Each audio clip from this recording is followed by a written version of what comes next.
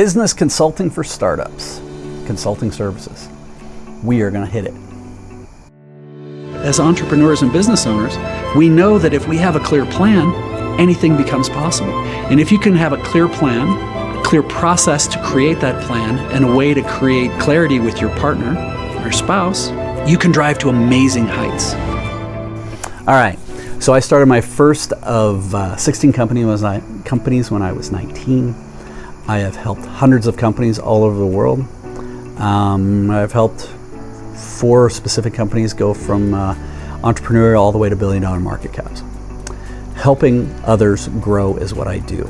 And the purpose of this video is to give you some tools for free, no expectations, so that ideally you can safely transition or at least explore, is this what I want to do? So to take that concept of this is an idea to all the way through to testing it and vetting it and figuring out how much it's going to cost, and then very, very safely launching it.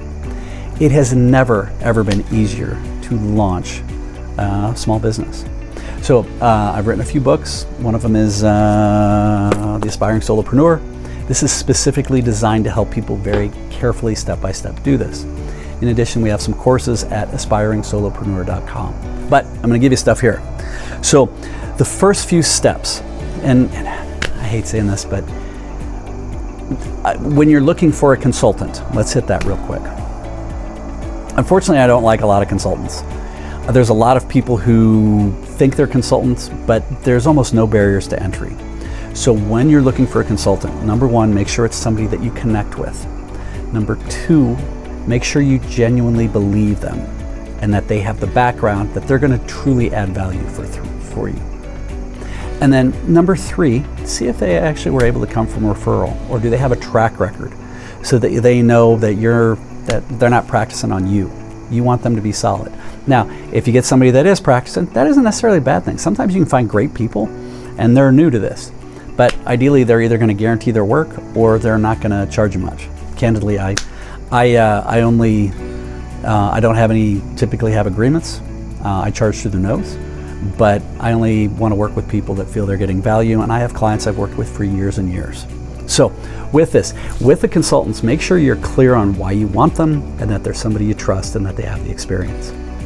All right, so as an alternative, you may be able to go through and do this without a consultant, or actually build a team of advisors around you that will end up becoming your team of consultants. And that's how I would prefer you can consider that.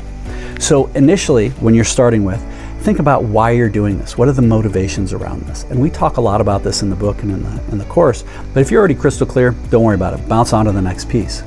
But once you start to understand, hey, this is what I want to do, and this is why, well, get your idea, your business, your product, your service, whatever it is, 2 or 3/3 of the way there. 2 or 3, 2/3 of the way there. Don't go all the way. Just get it pretty close and then start talking with people.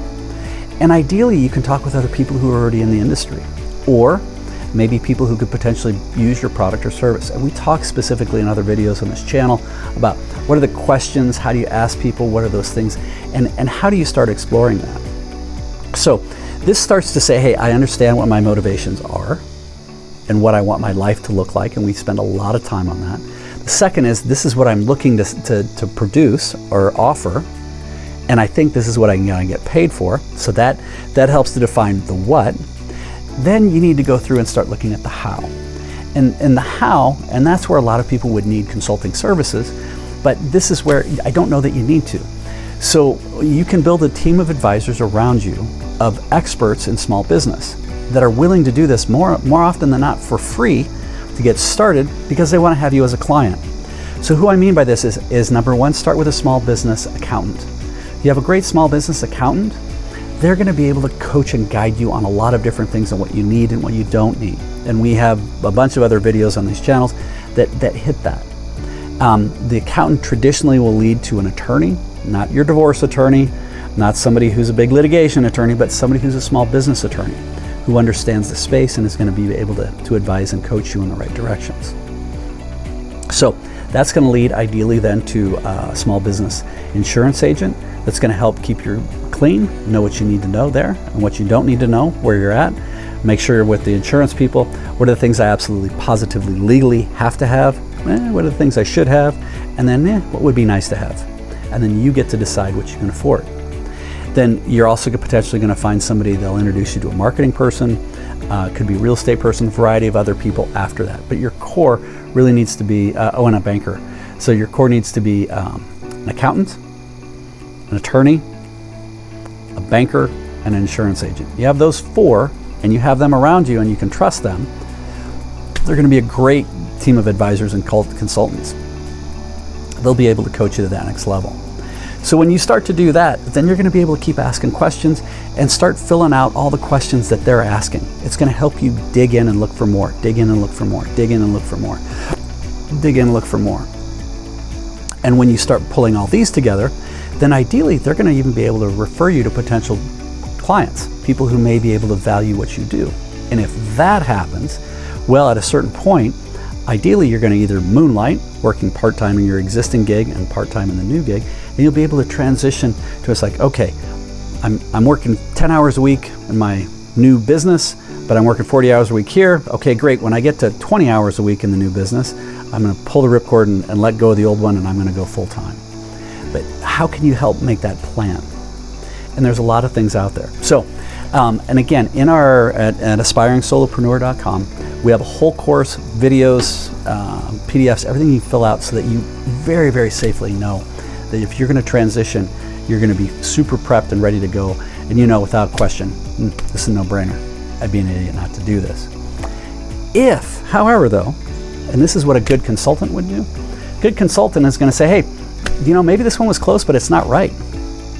I would so much rather you go through and invest the energy and test and research and say, hey, this is pretty close, but it's not perfect. It's not what I really need. It's not really going to fit for me for what I need. Then own that and chalk it up as, oh, good, I learned something. It is not the last time you're going to do it.